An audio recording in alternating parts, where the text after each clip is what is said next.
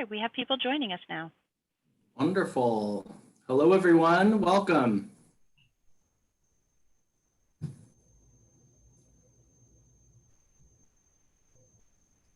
Okay, we're just giving folks a couple of minutes to log in. Just to make sure you're in the right place, this is the HAAPC Top Biller Panel. If you're supposed to be on a Zoom interview, you clicked the wrong link. So we'll get started here in just a few minutes.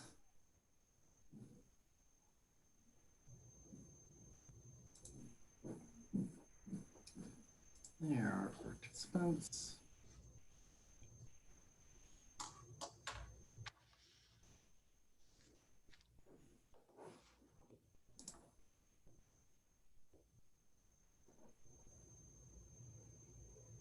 There we go. I see some familiar faces on our participant panel. There we go.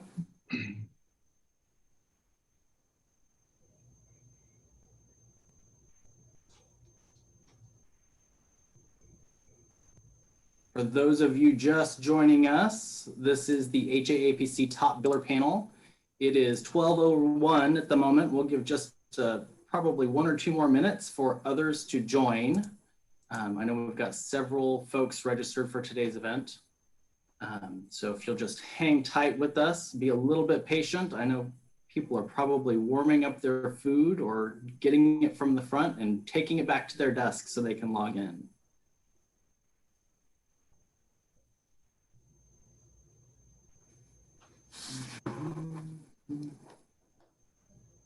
We got some more folks. That's great.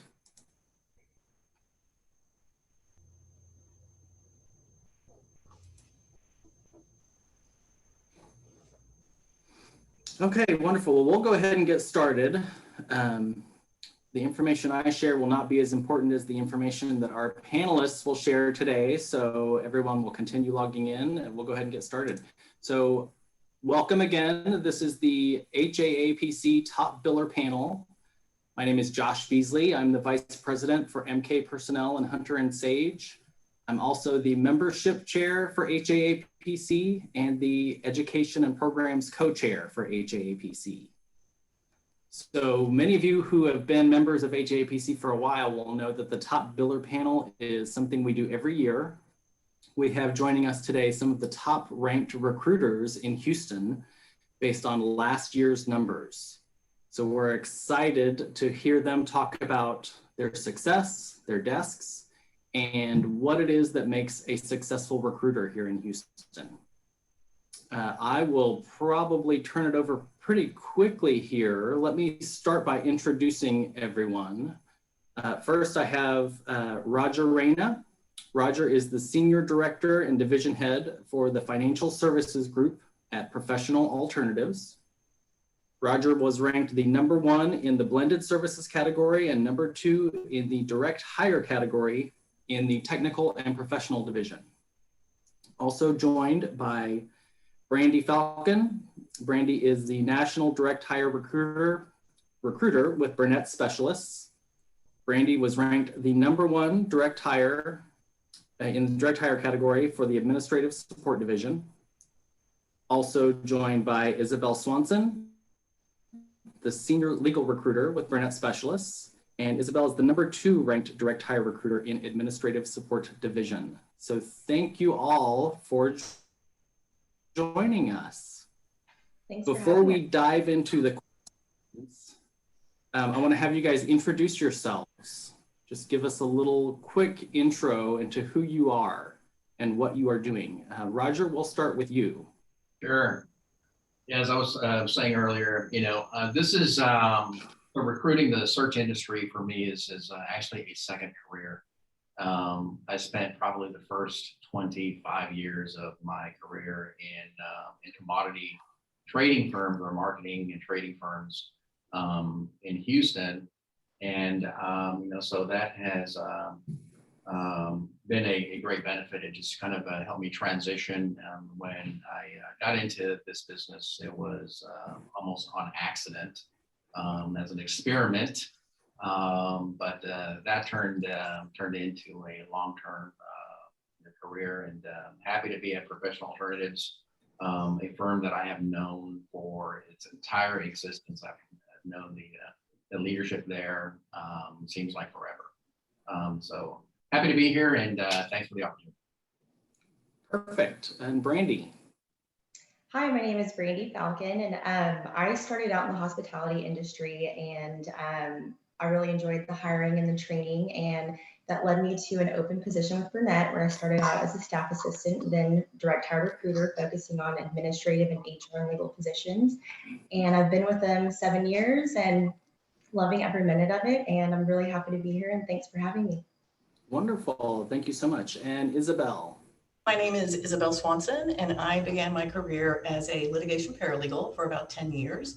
I went to law school for a year, and kind of like Roger, I sort of fell into staffing. I had no idea that there were firms like this that did what they did, but it became my niche and my passion. I started working with Burnett in the early 2000s for a couple of years, 3 years actually. Took a break to be a mom, and then 2 years ago, Sue Burnett was nice enough to have me back. I love what I do, and I love Burnett. Wonderful. Thank you so much. It's always interesting to hear how people fall into staffing, or it wasn't necessarily a direction that people thought about at the beginning, but it ends up being such a fun, enjoyable, and successful career for so many people. I'm in that same boat myself, so I completely understand that. Well, let's go ahead and kick off our discussion today. I want to start by talking about last year, 2020. I know we're all kind of blotting it out, but reach back into the foggy memory there. It was a crazy year for all of us, yet each one of you ran successful desks. What do you think was it that contributed to that? What key factors allowed you to be so successful last year? And Brandy, let's start with you. Well, I do agree with you. Last year was really crazy and kind of hit us out of nowhere. I think I remember whenever everything first shut down, I kind of switched gears and focused on heavy candidate recruiting. And shortly after, I realized that that wasn't going as well as I anticipated. So I kind of went back to what I was doing before. And I think that helped me kind of treat last year as a normal year. And once I kind of started focusing on that, it allowed me to change my whole attitude on the pandemic. Instead of focusing on the negatives, I just treated it as a normal year. And after my attitude changed, everything else kind of just fell in line. So I was able to focus on everything, recruiting for my open jobs as well as my team's open jobs, recruiting for specific jobs, and just also having general candidate interviews. So for administrative roles, it's always helpful to have just a combination of specific candidate interviews as well as general candidate interviews. So focused on that, submitting on all jobs, and really communicating, keeping in touch with all of my old candidates, new candidates, old clients, new clients. And it kind of just helped me, like I said, treat it as if it was a normal year, and then everything else just fell into line. So I kind of like to say I almost mind tricked myself. and that really helped as far as the attitude. And I think everyone can agree that attitude is so important for this role, and staying positive. And I would say that was the one thing that I focused on that helped me last year. So. Wonderful. Isabel, what would you add to that? Well, I guess I'll start with the obvious. Having the jobs to work on last year, I was very thankful for that people didn't completely shut down and stop hiring. I collaborated a lot with my coworkers. We have a lot of direct hire recruiters at Burnett, and so I collaborated with some of my coworkers on some of the jobs that they were working at and tried to source candidates for them. But I guess the main thing for me was that I told myself I'd have to work harder because it was 2020. I tried to remain confident, and April was brutal, I think, for all of us. May was a little bit better, but I think as the second quarter started going and the third and fourth quarter, things really picked up, and I just tried to maintain my confidence, be tenacious, and not give up. Nice. What about you, Roger? Yeah, I mean, I ditto to what everybody else is saying, but I think for me, there was really, a couple of things that came into play that were critical. One was just having unique clients. I mean, unique clients and the level of the roles that we were able to work. And what made those clients unique primarily is that despite the pandemic, et cetera, these were clients that were in growth mode, private equity backed. They were in an investment mode, so despite, other businesses cutting down or cutting back, they were in investment mode. So they were going to hire irrespective, of what was going on because they were planning for the future. So that was a big difference, and that really made having those clients and having had developed relationships, at a level to where you could be kind of a trusted advisor. It just made a difference because you could have very candid conversations with them, et cetera, and just be in a position to, okay, they're listening to me, be a solutions provider, and then leverage your teammates. That was big too, is being able to leverage your teammates and other divisions within our firm. So that was wonderful. Well, thank you so much. That's definitely have heard that resonate across with other recruiters, other managers, firm owners, collaboration, the team, and of course, it's all about attitude. It's amazing how much that can impact your daily activities, your desk, and how everything flows from there. And in line with that, so let's take it down to the micro, right? Let's talk a little bit about your activities.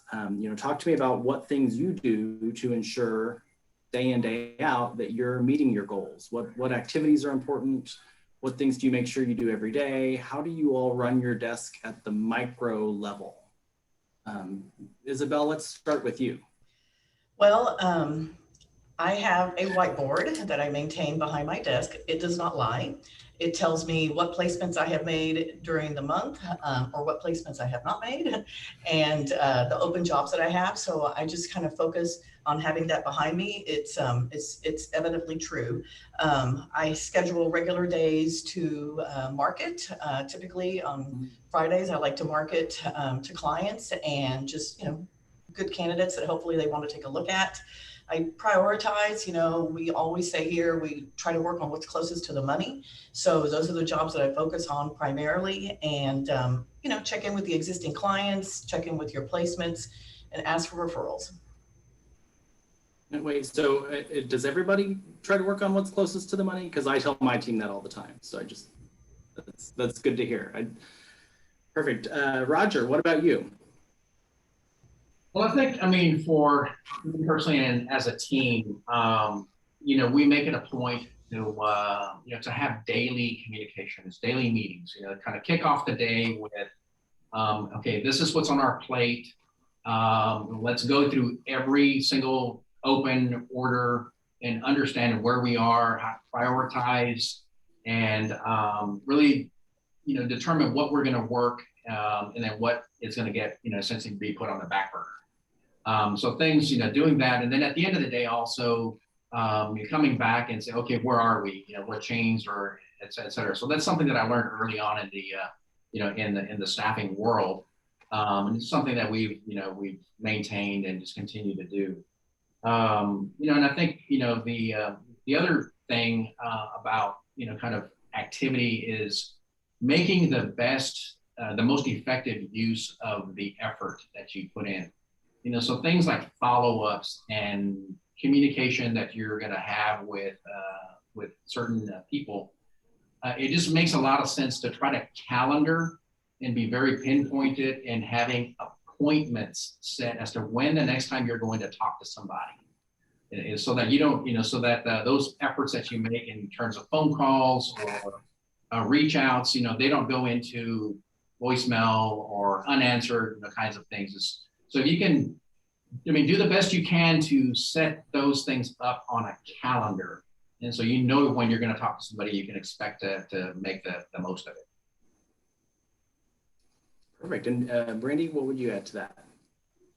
So I would say, and this is kind of piggybacking off of what Isabel and Roger said, regarding the whiteboard and the daily meetings and communications and the calendaring. I am very much a paper and pen person, so I have a list of daily goals that I really focus on. And every day, before I log off or end my work day, I'll make a set of goals for the next day. And I really focus on those daily to-dos and checklists because it helps me stay focused. And, by focusing on those small daily goals, it leads to a productive week, which in return comes to a productive month and overall year. Because I think sometimes whenever I think about the year and focus on the bigger picture, if you will, I get a little overwhelmed. And if I get overwhelmed, then I allow distractions to take over or make simple errors. And some of those daily specific goals that I'm referring to definitely include, interviews, talking to people, whether it's clients, candidates, or my colleagues. But I would say it always will include checking in with my clients on my active job orders, maintaining the timelines, the statuses, like say I'm meeting with 2 really great candidates the next day for them, and I'll let them know just so they have a heads up and a timeline of what to expect from me moving forward. And that's what I've really focused on, and it's worked out good, and I'm probably going to keep doing that forever. So what all of you are doing is obviously working, right? That's why you're top billers. So that's great to hear, and I definitely hear a lot of crossover there in terms of priorities, some of the basics. Always love hearing focus on the work close to the money. That's great. So that's perfect. And kind of in line with that, I would love to hear what you all would do differently if you were starting over today. Another way to think about this is, what did you do when you first started that you don't do now? Or what would you do if you were starting from scratch today? How is it different? What things would you do differently? That sort of idea. Roger, let's start with you on this one. Okay, well, thinking back, when I first started, I knew absolutely nothing, right? So just trying to go after everything. Shotgun, it's like, okay, get traction however you can. And so obviously that wasn't the right formula, to kind of pursue. And you'd find out pretty quickly that it wasn't the right formula. So, today it's very different, just being very pinpointed. Again, trying to calendar events as much as possible so that you maximize the effectiveness of your efforts. And then, leverage your teammates. Leverage your other divisions, leverage their knowledge, and then just be very, very strategic in how you go about things, and not just, be very, shotgunish like the way I was, I think when I first started. So that's kind of, different for me. And of course, all the technology and the tools that we have available to us today just make a lot of difference in being able to do that. Nice, wonderful. Isabel, what about you? What are your thoughts on that? Well, I've been around for quite some time, so I remember when, not so much when I was, well, maybe at the beginning of my career, resumes were faxed over to clients. They weren't emailed. It was the way things were done. And sometimes you sold your candidate to your client over the phone without the client ever even seeing the resume, which I think can still happen today. I did a lot more cold calling back in the day. There was not LinkedIn or anything like that. So, I was calling people at law firms and just trying to get them interested in the jobs that I was working on. As far as what I've learned over the years, I think I've certainly improved on my closing skills. Always being aware of a counter offer being a possibility. I think at the beginning of my career, I didn't see that until it happened to you. And then once it happens to you, once you learn to ask your candidates that. And of course, now it's all about LinkedIn. LinkedIn is a recruiter's best friend. And I don't know how we lived without it before. So it's come a long way. It's great. Brandy, what about you? So I'm going to focus on what I didn't do then that I do more now. And that would, for me, it would be showing my personality more whenever I'm meeting new clients, because whenever I started recruiting, I was maybe a year out of college, so a little more timid, a little more shy than what I am now.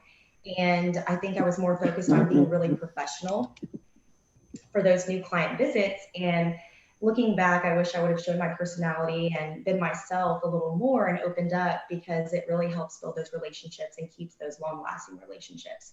And even now, I tell new recruiters, like, if you're going on a new client visit and you're nervous, maybe it's okay to say you're nervous. You know, if that's what's going on, it's okay to say little things like that, because once again, you're being yourself and that makes you unique. And I think that's really important whenever you're getting to know new clients, because that first impression really makes a difference. And another thing that sticks out to me whenever I first started recruiting is I worked with some really strong, and still do work with really strong, experienced recruiters, but they really took a lot of time out of their day to coach me, to train me, to give me really good feedback, whether it was, you know, talking to clients or candidates. And I will never forget how much that helped, you know, whenever I was starting out. And so I guess now, whenever we have new recruiters, I always make it a point to take as much time out of my day to help them and answer their questions, no matter what I have going on. You know, whether it's going to take me until 7 o'clock to complete what I do, I'm going to make sure that I'm available for them. And I just remember how much that helped me. So I want to be that, you know, helpful source for them as well. So. That's great. I really appreciate that. It's so interesting because as you're talking about your personality, I don't know if you saw, but both Isabel and Roger are like, yes, personality, be yourself. Self. They could literally see them agreeing with you. So definitely key. And you hit the nail on the head at the beginning. It's a little hard, right? You want to be the chameleon or be the buttoned up professional, but I think we've all learned that being yourself and showing that authenticity is really what resonates with clients and candidates. So that's perfect. Well, kind of thinking kind of similarly around the start of a person's career. So what would be the one or two pieces of advice that any of you would give to a brand new recruiter? So let's imagine, Brandy, that you are sitting and coaching with a new recruiter who's just joined the team. You know, she's there doe-eyed, she still has hopes and dreams. She hasn't had that counter offer happen like Isabel talked about. You know, what is the piece of advice that you would give to her in starting her career? I would say the first thing that comes to mind is learning your strengths and weaknesses and building on your individual and unique strengths, improving your weaknesses and recognizing them, holding yourself accountable. I think sometimes that's harder to do, especially whenever you're starting out with a new team and maybe more senior recruiters, just owning up to mistakes and learning from them and asking questions and, you know, like I said, building on your weaknesses, but also learning your team's strengths too, because I've had experiences with new clients where I'm trying to bring in a new client to work with, and I'm selling myself in a sense and my strengths and what I can offer for them. But then I also have a team who has, you know, maybe different strengths that will help with this job search. And I think that helps bring in a new client, and it not only brings in a new client for me, but maybe for other divisions, because with Burnett, we have specialty divisions. So if for some reason I don't get in that specific job order, then maybe a week later, they have another position that another division within Burnett can assist with. So getting to know your colleagues, building those relationships, and just learning your strengths, weaknesses, work styles, as well as your teams. Great. Isabel, what would you add? What advice would you give to somebody just starting out? I guess the main thing that comes to mind to me is to tell someone to put integrity behind what you're doing. Your clients will appreciate that. Your candidates will appreciate that. We're not used car salesmen. I mean, we change people's lives by getting them a new job. It's a huge undertaking to get a new job and start a new career. And focus on making good placements. I mean, I completely understand that we have guarantees with clients, but I'd like to think that when I make a placement, they're going to be there for a lot more than 90 days. It'll be there for, 9 years. I have candidates that have been at jobs that I placed them 25 years ago. So I just think what we do is very important. And I think as a recruiter, you should always realize that you have to put integrity and just honesty behind the job that you're doing. That's great. And Roger, what would you add to that? So I think, as someone just starting out, new, you're flat-footed, you're looking for traction, and you're looking for that quickly. I guess what I would look for is like leverage who you know, like your network, referrals, and just leverage that to the hilt to get you, in a position to be able to make, warm calls, warm reach outs, so that you can, it's not such a cold world out there for someone who is just getting started. And then probably most importantly, or at least equally importantly, to some of the other things that were said as well is, ask for and accept help. So, I think, especially if you're coming from a different industry or something, there's somewhat of a tendency, and I was probably guilty of this starting out. It's like, you kind of have a tendency to feel like you know things. You may not be as open to like asking for that help and say, oh, I can figure this out, et cetera. So that kind of thing. So I do think it's important to, accept the help that's there to be given to you. So. Nice, that's perfect. Yeah, it's always fun when I see your other co-panelists nodding like, yes, that's super. It is, and I love hearing that the answers be about team, right? I think sometimes our industry gets a reputation for being a little cutthroat and super competitive. I'm sure you all are competitive. I know we are here as well, but it's a friendly competition, right? And at the end of the day, we all want our team members to be successful. I think that's something that has maybe shifted over the last several years that most people don't tend to think about when it comes to recruiting. Well, I kind of want to piggyback on that a little bit as you're thinking about, that first piece of advice. What would be next, right? What skills, what traits, what is something that makes a person a really exceptional recruiter? What does it take to be the top in this industry? And Isabel, let's start with you this time. Well, I think first and foremost, you have to have excellent customer service skills and maintain a high level of professionalism. I've always thought that it's important to realize that your candidates are just as important as your clients. You can have 100 clients, but if you don't have the candidate to put in front of them, you're nothing. So I really think that's a key factor. You kind of have to have the gift of gab. You have to be able to talk on the phone and, shoot whatever that people want to talk about and be friendly and earnest when you're talking to people, both clients and candidates. Tenacity, you just have to be tenacious all the time. And like you said, competitiveness. If you're not competitive, then you're really not in the right field. And I guess the final thing is to be energetic and enthusiastic when speaking to clients and candidates. You have to kind of get them into the groove that you're trying to sell them.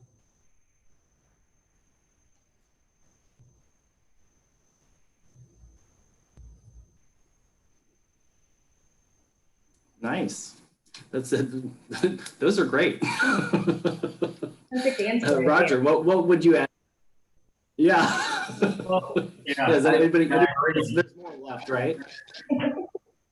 I agree. I think, so we were talking about this earlier, but it never hurts to have the technical skills if you're working in a specific area. It never hurts. That never hurts. But I think it's more the other things that come after that. So it's the listen. So you have to understand what your client really wants. And then other things, just being persistent, follow through, And probably the most important one for me anyway, and maybe for some others, in terms of whether you have staying power in the business, is resilience. Because because things are not going to go right all the time. There's plenty that's going to go wrong, and you're going to take the gut punches, et cetera. Things are going to, so you just have to be able to recover, from that and keep at it. So I think that's important. Great. Brandy, what would you add to that?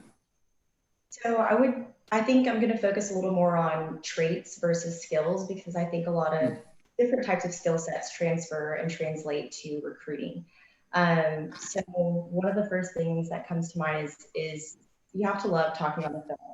And for Burnett, we have a sales team, so my role doesn't entail heavy client face-to-face interaction. It's a little heavier on the phone as far as client interaction, as well as candidates. And I'm sure you all know, we can talk to one candidate several times in one day, depending on what's going on.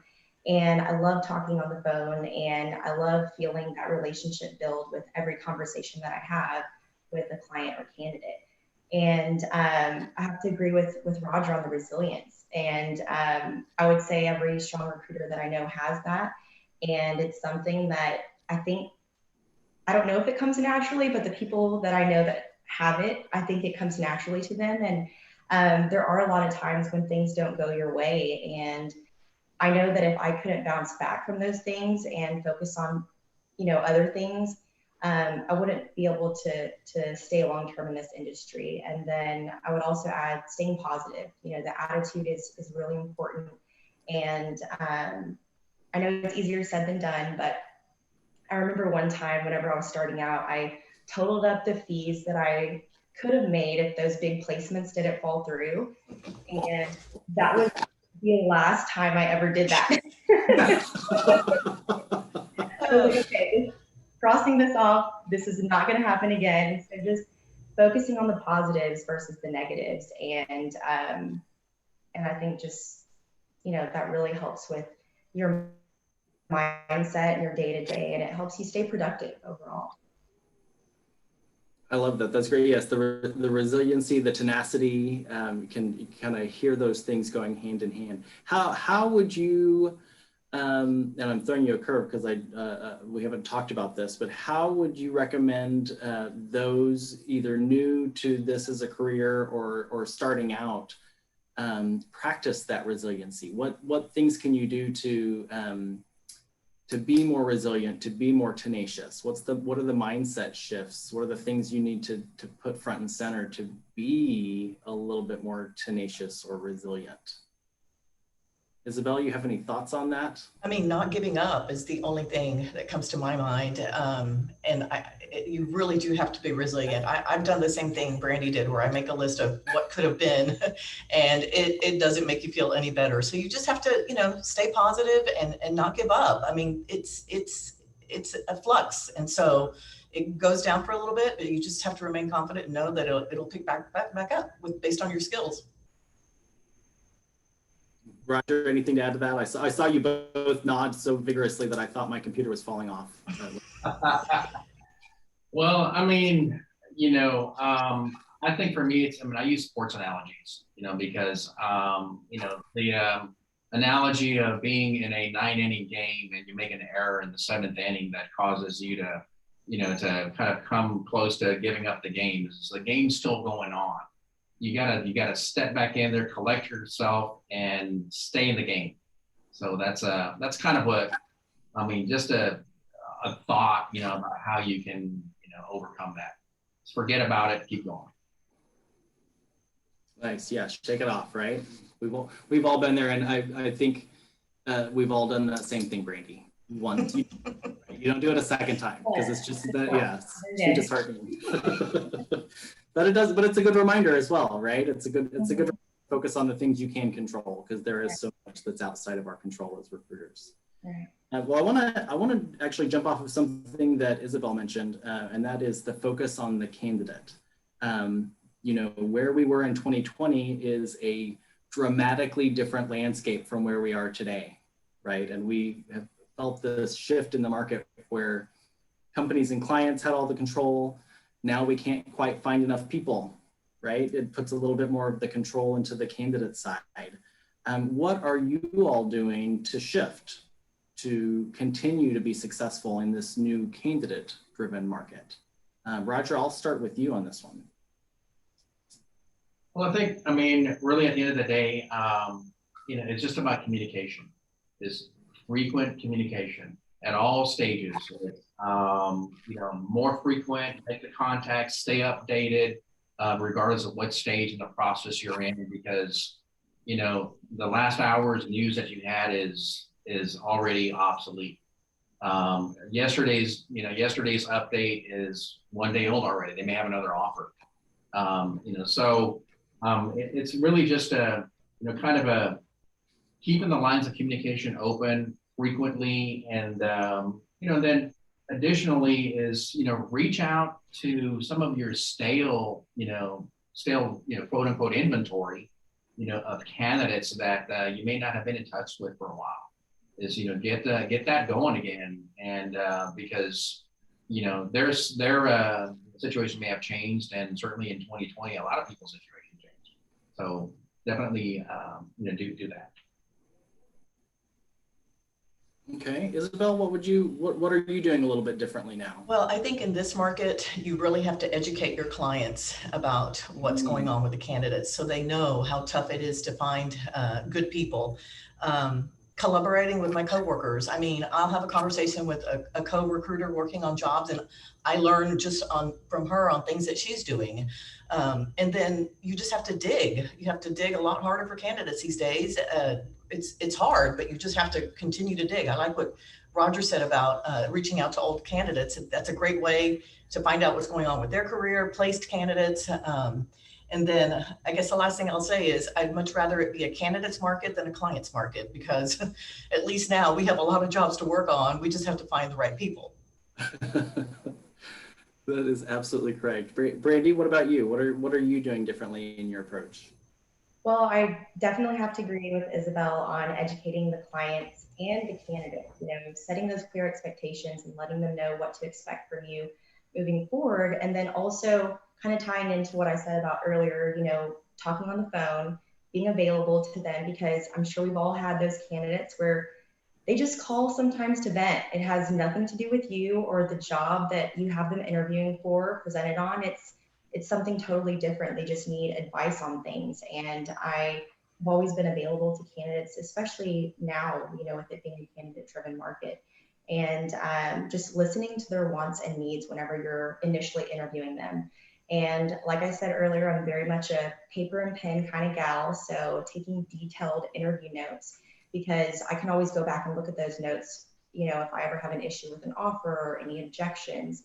And that's really been successful for me as far as, paying attention to those details and then documenting those details, because I won't always remember every single thing that candidate said during our initial conversation. So that's been really helpful this year.